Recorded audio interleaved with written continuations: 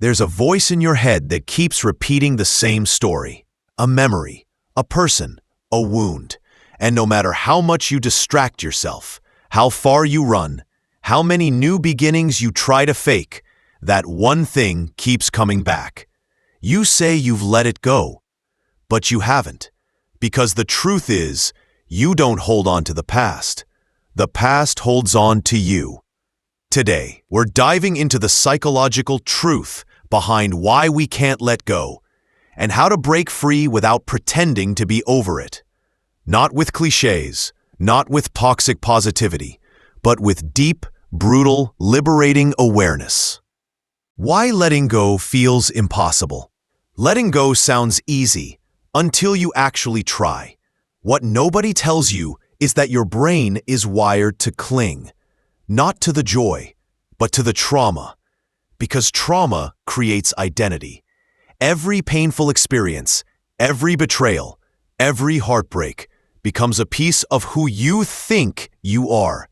So when you try to let go, you're not just releasing a person or event. You're dismantling the illusion of you. Your brain resists this. Why? Because the mind fears death more than pain.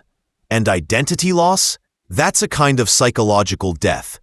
So we hold on, not because we're weak, but because we're scared. Memory is not what you think. Here's the twist. You're not haunted by the past.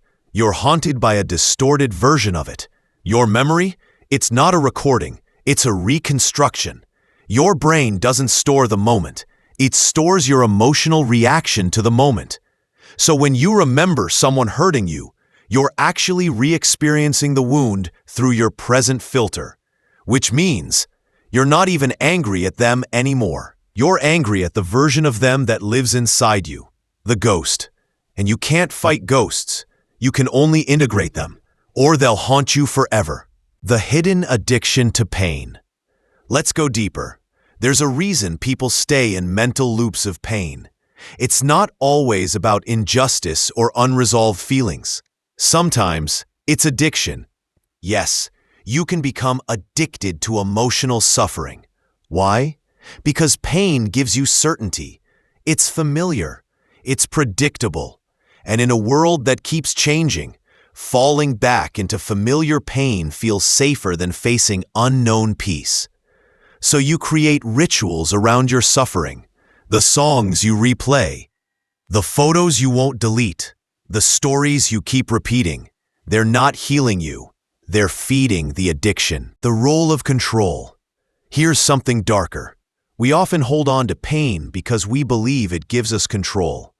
I'll stay angry so they can't hurt me again. I'll remember what they did so I won't look stupid again. I'll never trust so I never feel betrayed. But here's the paradox. The tighter you grip, the more powerless you become. Because when your identity is built on not being hurt again, you're still being controlled by the original wound. They still own you, even in their absence. Letting go isn't weakness. It's rebellion. It's how you say, you don't get to live in my head anymore. That's not forgiveness. That's psychological freedom. How to actually let go, for real. So how do you let go? Not by moving on. Not by being the bigger person. But by making peace with the parts of you that still bleed. Name the ghost. Call out what still haunts you. Say it out loud. No filters.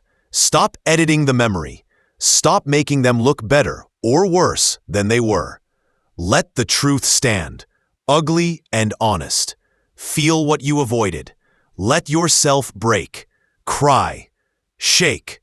Emotion has to move through you to leave you. Create a ritual of closure, not for them, for you. Write the letter, burn the memory, change your number. Whatever it takes to symbolically cut the cord. Become someone the wound can't recognize. Transform so radically that the person who once held on no longer exists. You were not born to live as a prisoner of the past. You were not born to relive the same hurt in new disguises. You were born to evolve, to burn, to rise, and yes, to grieve. But grief is not the enemy, it's the passage. Letting go is not forgetting. It's choosing to remember without being ruled. And when you do that, you reclaim your mind. You reclaim your story. You reclaim you. Now ask yourself, who would I be without the pain I protect? The answer? Free.